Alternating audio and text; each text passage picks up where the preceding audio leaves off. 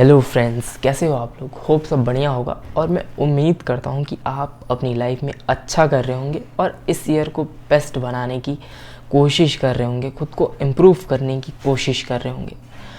तो इसी को कंटिन्यू रखते हुए हम आज के इस वीडियो में बात करेंगे कि हम किस तरह से खुद को इमोशनली स्ट्रॉन्ग करें, किस तरह से हम खुद को मेंटली स्ट्रॉन्ग करें।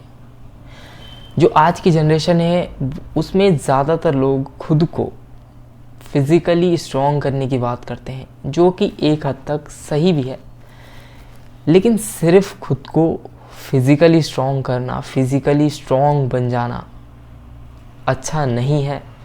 या आप कह सकते हो कि सिर्फ खुद को फिज़िकली स्ट्रॉन्ग रखना आपके लिए अच्छा नहीं हो सकता। क्योंकि यहाँ पर इमोशनली स्ट्रॉन्ग बनना, मेंटली स्ट्रॉन्ग बनना भी उतना ही इम्पॉर्टेंट है, और कहा जाए तो उससे ज़्यादा इम्पॉर्टेंट है जितना आप खुद को फिज़िकली स्ट्रॉन्ग रखते हो। क्योंकि अगर आप अपने जो आपका माइंड सेट है, जो आपकी मेंटालिटी है, जो आपका सोचने का तरीका है, अगर आप उसको सही रखते हो तभी आप लाइफ में कोई भी चीज़ सही रख सकते हो।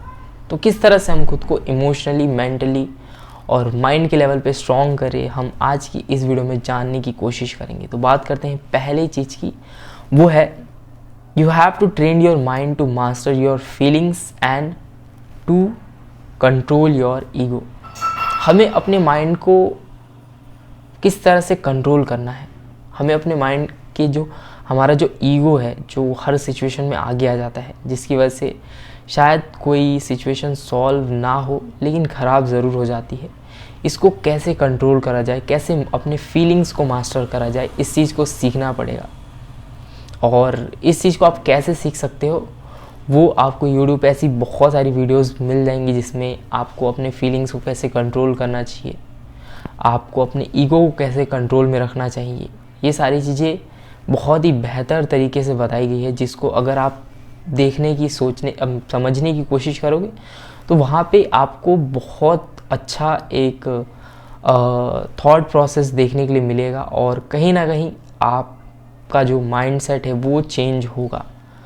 तो पहली चीज़ जो करनी है वो ये है कि आपको अपने फीलिंग्स को कंट्रोल करना पड़ेगा, आपको अपने ईगो को कंट्रोल करना सीखना पड़ेगा, तब जाकर कहीं ना कहीं आप इमोशनली स्ट्रॉन्ग बन सकते हो। Next thing is you don't force your beliefs on people. You understand that not everyone thinks the same way you do. कई बार होता है ना कि जो हमारे बिलीव्स हैं, जो हमने कहीं से कोई बात सुन लिया और उसको हम दूसरों पे लागू करने की कोशिश करते हैं, जो कहीं ना कहीं बिल्कुल भी गलत है। अगर आप इस तरह से सोचते हो या इस तरह से बिहेव करते हो दूसरों के सामने, तो ये कहीं ना कहीं एक वीक, इमोशनली वीक जो होते हैं लोग, उसकी निशानी है। तो आपको क्या करना चाहिए, आपको अपने बिलीव्स अपने तक रखने चाहिए। मान लो आपका कोई भी बिलीव है तो उसको दूसरों पे लागू करने की कोशिश नहीं करना चाहिए आपको। तो ये चीज़ दिखाता है कि आप इमोशनली स्ट्रॉन्ग हो। आप जानते हो कि जो मेरे बिलीव्स हैं वो ज़रूरी नहीं कि सबके लिए सही होंगे या सब पे लागू होंगे। तो अपने बिलीव्स आपको खुद पे, मतलब अगर आपको लगता है कि ये चीज़ सही है तो उसको अपने तक रखो, दूसरों तक लागू करने की ज़रूरत नहीं है। Next thing is you have trained your mind to stay calm when things go out of plan.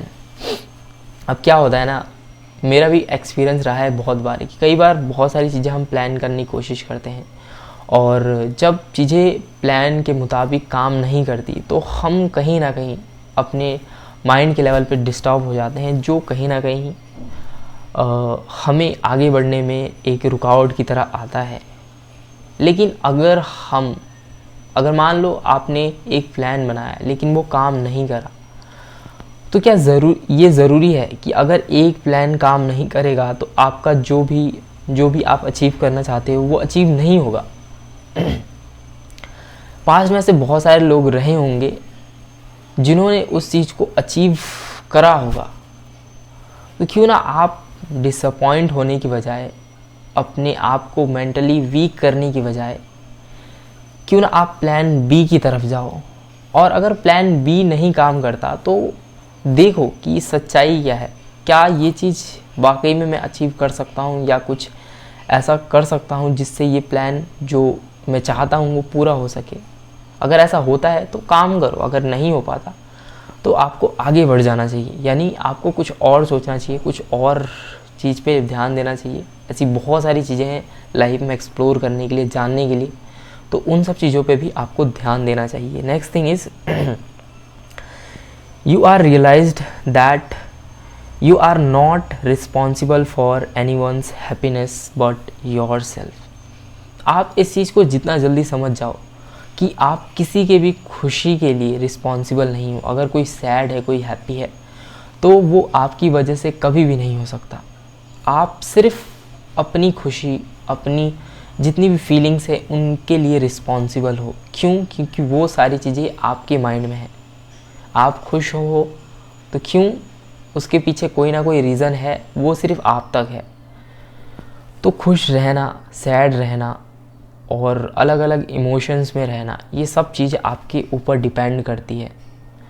और कोई दूसरा बंदा सैड है या हैप्पी है तो ये चीज़ आप पे डिपेंड नहीं करती, ये सब आप उस बंदे पे डिपेंड करती है।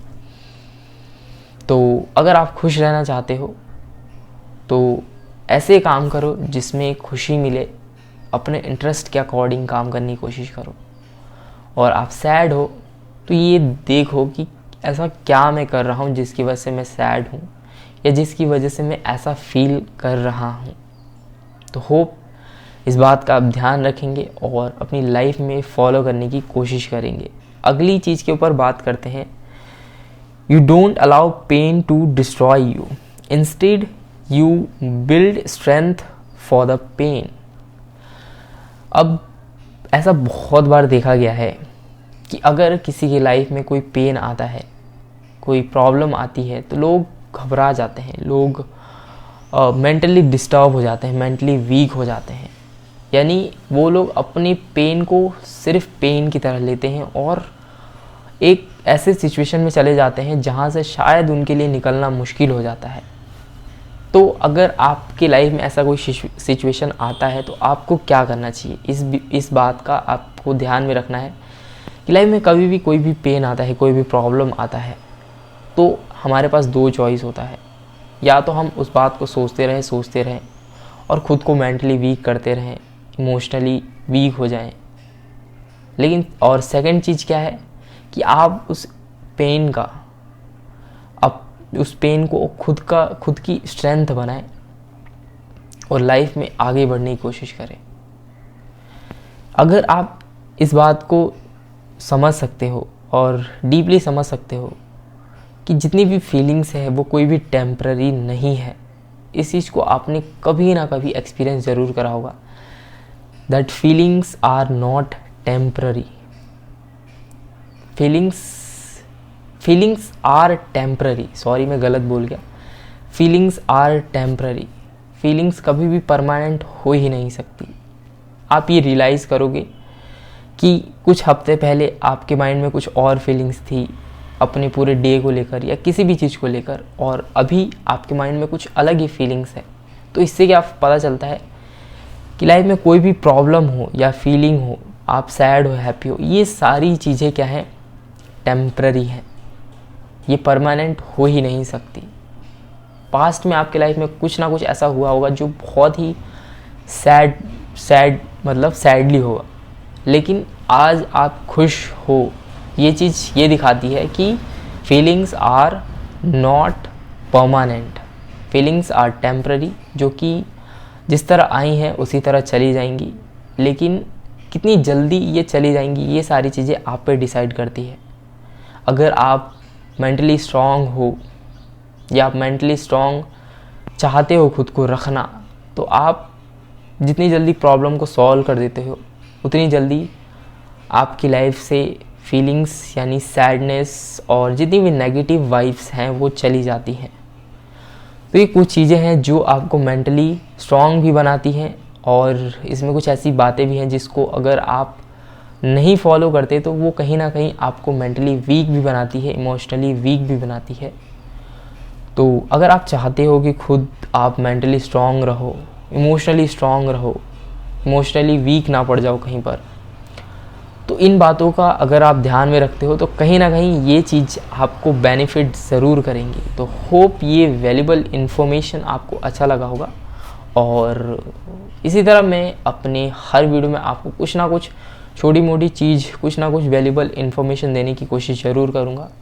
मुझे पता है कि मैं उतना सटीक चीज़ें नहीं बता पाता जितने कि बहुत सारे लोग हैं जो बता पाते हैं, लेकिन it's a process of learning, और मैं सीख रहा हूँ। और एक दिन शायद ज़रूर आएगा जब मैं चीज़ों को और क्लियर तरीके से, परफेक्ट तो नहीं लेकिन बेटर तरीके से बता पाऊँगा। और होप आप उस टाइम भी वीडियोस को पसंद करोगे, जो इन्फॉर्मेशन है उसको फॉलो करोगे, और मेरे साथ आप खुद बेटर बनने की कोशिश करोगे। तो thank you so much for watching this video, और आज की इस वीडियो में इतना ही। मैं मिलता हूँ आपको अपनी अगली वीडियो में, तब तक के लिए take care and bye bye.